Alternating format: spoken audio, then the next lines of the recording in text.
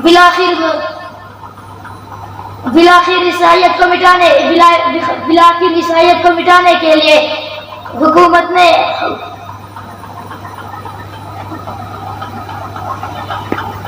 الذین اصطفى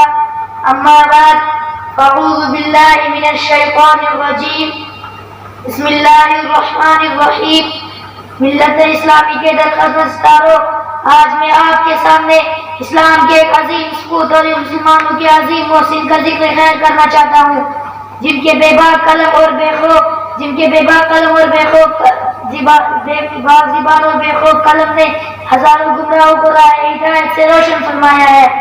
جن کی بے مثال قیادت نے ملت اسلامیہ نے اپنی دین و اسلام کی حفاظت کرنے کے لیے تن من دھن کی بازی لگا دی اور ملت اسلام اور بے مثال قربانی پیش کی ہے۔ میری مراد حجت الاسلام مولانا قاسم نانوتوی رحمۃ اللہ علیہ ہے۔ ملت اسلامی کے دھڑکتے ہوئے دلوں، یہ وہی مجاہد ہے جنہوں نے باطل کو مٹانے اور اسلام کا پرچم لہرانے کے لیے تن من دھن کی بازی لگا دی۔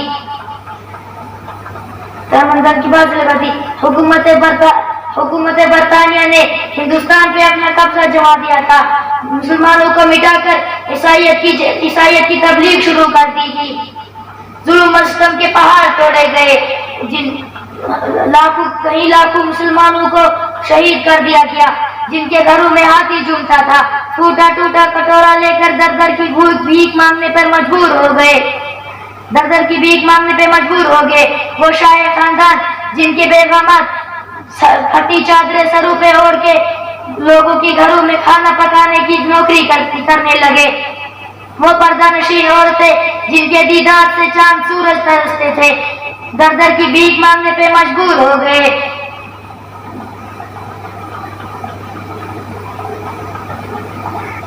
کے نقشے سے ہندوستان کو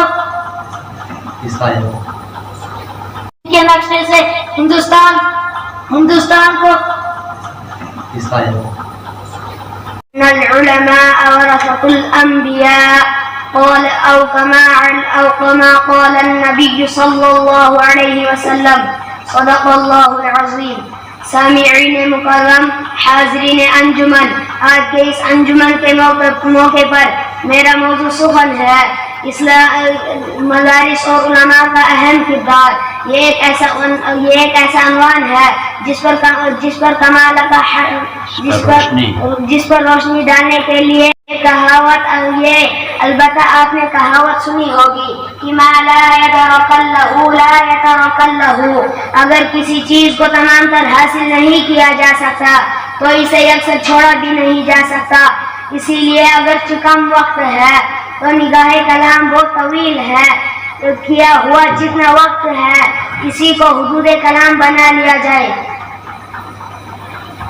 آتا ہے کہ ان کا کوئی خالق ہے، کوئی ہے جس نے ان چیزوں پر تخلیق کی ہے۔ پہلے ہم کو ایک قدم آگے بڑھتے ہوئے سورج کی رات آتی ہے، دن رخصت ہو جاتا ہے، صبح ہوتی ہے، شام ہوتی ہے، کائنات کا نظام بندے نیک اصولوں کے مطابق چل رہے ہیں، کہیں سے کوئی خرابی نہیں۔ شمس و قمر اپنے وقت پر نکلتے ہیں اور اپنے وقت پر ڈوبتے ہیں، تو بے سستا خیال میں آتا ہے کہ اس عظیم کائنات کا کوئی حکیم ہے،